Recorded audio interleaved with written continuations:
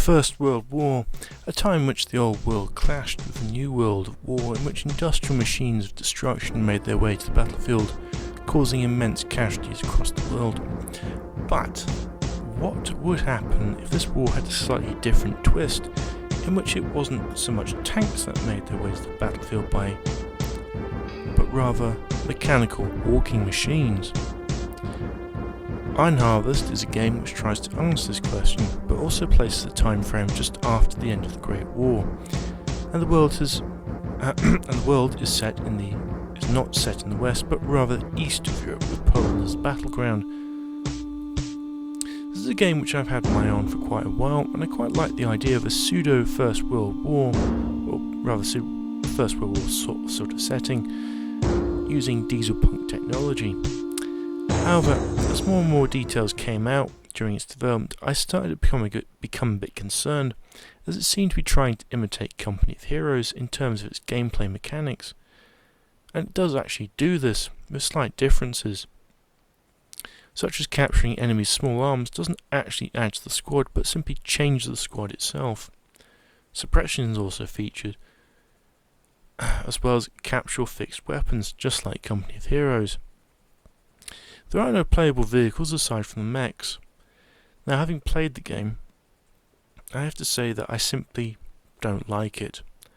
Now, to be fair, as is the first time for the developer, it's impressive, but I cannot simply just judge on the spirit, but rather the output.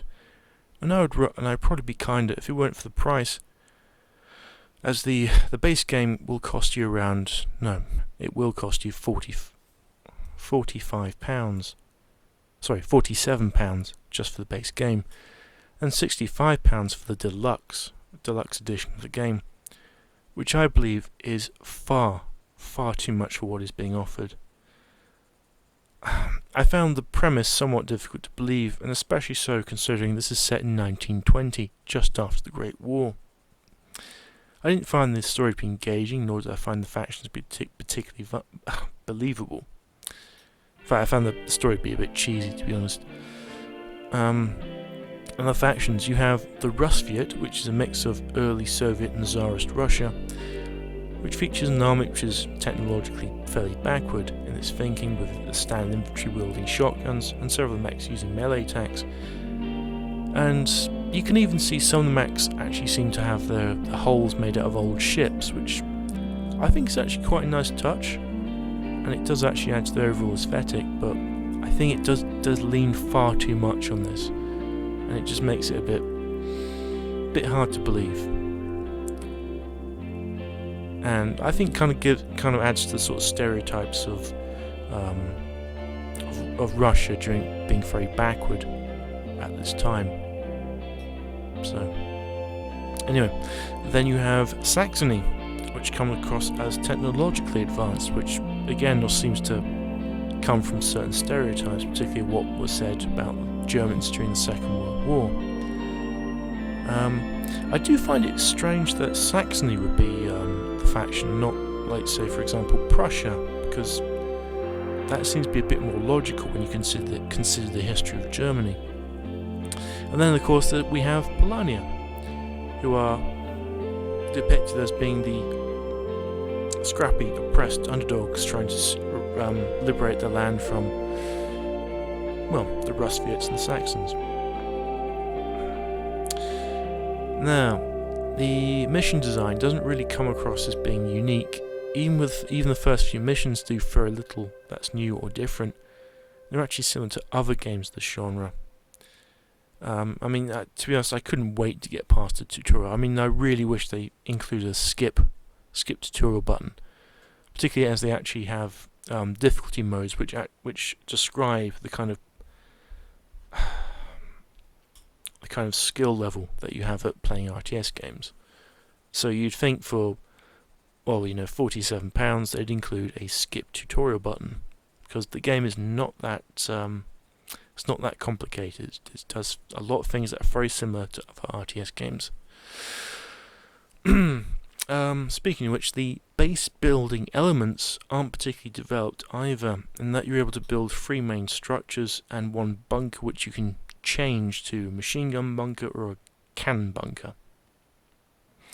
And there are also some things like sandbags and anti-armor mines, so there is a certain similarity with Company of Heroes in that regard, but I would still say that Company of Heroes is far more developed when it comes down to base building aspects. And speaking more imitation, it's even got an online profile which you can use to track your stats, which seems very similar to Company of Heroes 2. And also, judging by the marketing in particularly on the Steam page, there seems to be a strong emphasis on multiplayer, not unlike COH2. Moving on. I actually had issues running the game on high settings despite my machine meeting the requirements, and then when I looked in a bit more into the actual root folder, I realised that this game actually runs on Unity. Now, I'm by no means familiar with the game engine itself, but in my experience, I found that games using the engine tend to have a lot of issues with managing resources, so even if your machine's up to spec, it can still end up running slowly. So you end up being forced to use medium or low settings.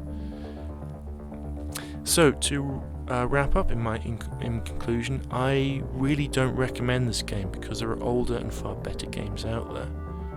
I do nonetheless approve of the imagination of the setting shown in the game despite my criticisms.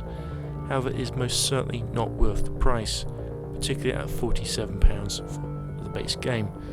Now, if you're in the United States, that's around, I reckon around $56, maybe $57. So that's a fair chunk of money, and at this time, it's not really, it's too much, in my opinion. So yeah, that's my review. Hope you enjoy. If you enjoy my review, then please like, comment, or subscribe. I do realise that this is considered to be quite positive in the Steam ratings, but I just could not agree with a lot of the reviewers. It just, I don't know. Well, I do know actually. I've already explained it. Anyway, that's all for me. Bye.